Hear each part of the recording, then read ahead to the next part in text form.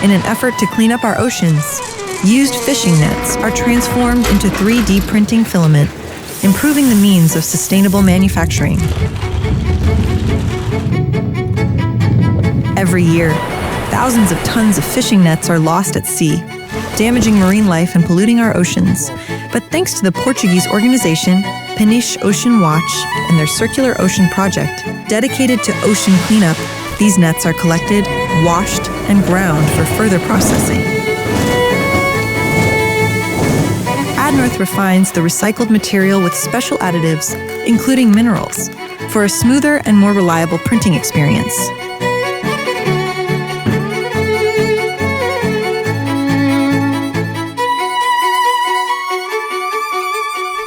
By choosing Adlantis, you are supporting ocean cleanup and driving a blue circular economy.